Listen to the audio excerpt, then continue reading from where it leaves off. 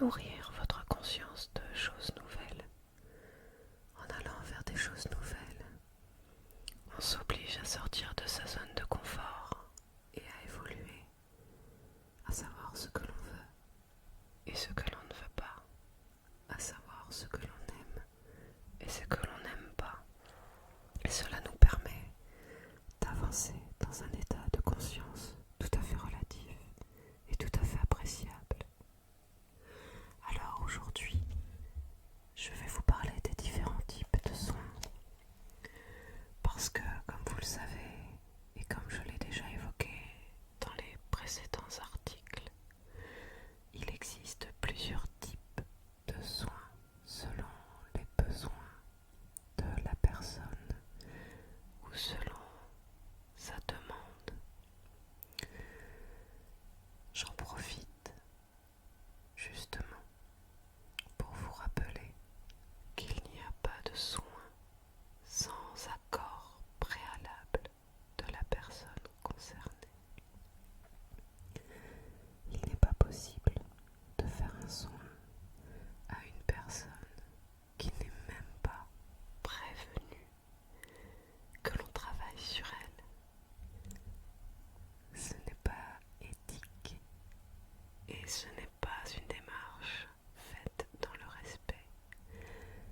En outre, ce n'est pas une pratique acceptable. Chaque soin doit être fait au préalable avec l'accord de la personne. C'est quelque chose d'essentiel que je tenais à vous rappeler encore, parce que mon éthique et ma pratique sont régulières et sont honnêtes et respectueuses des personnes. Pour en revenir aux soins, je pratique 4 grands types de soins. Il y a d'abord les soins plus techniques, tels que je les ai évoqués la semaine dernière. Les soins du corps, les soins purs, mécaniques, techniques, liés au mot du corps, mais qui demeurent légers ou momentanés. Des problèmes entre guillemets de surface et qui vont demander un travail peu profond et plutôt localisé.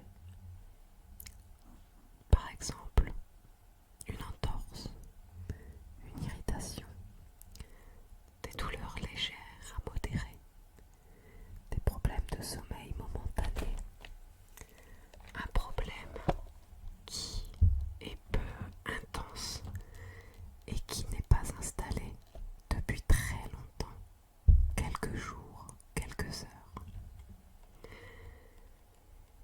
C'est le soin le plus basique, entre guillemets. Il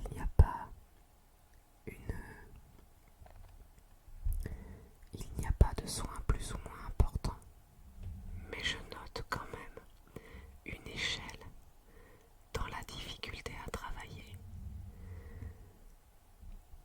Et ce type de soin est le soin que je placerai plutôt en bas de l'échelle. C'est le soin le plus abordable en termes de technique. Il y a ensuite des soins que l'on associe à une histoire. Si je vous dis transgénération, épigénétique, voilà, vous êtes exactement dans le thème. Alors ces soins liés à des histoires, eh bien, il faut d'abord comprendre que ces histoires ont une origine parfois connue ou inconnue, et que de ce fait, cela entraîne une conscience ou une non-conscience de la personne envers cette histoire. Il est évident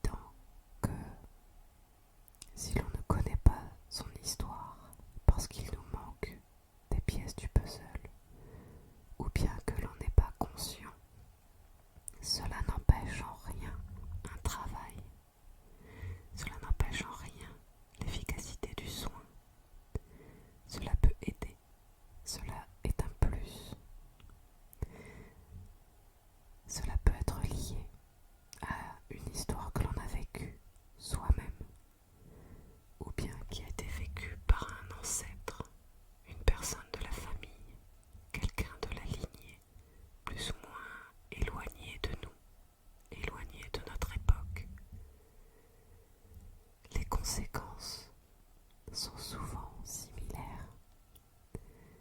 Ces histoires répétitives provoquent des douleurs qui se déplacent dans le corps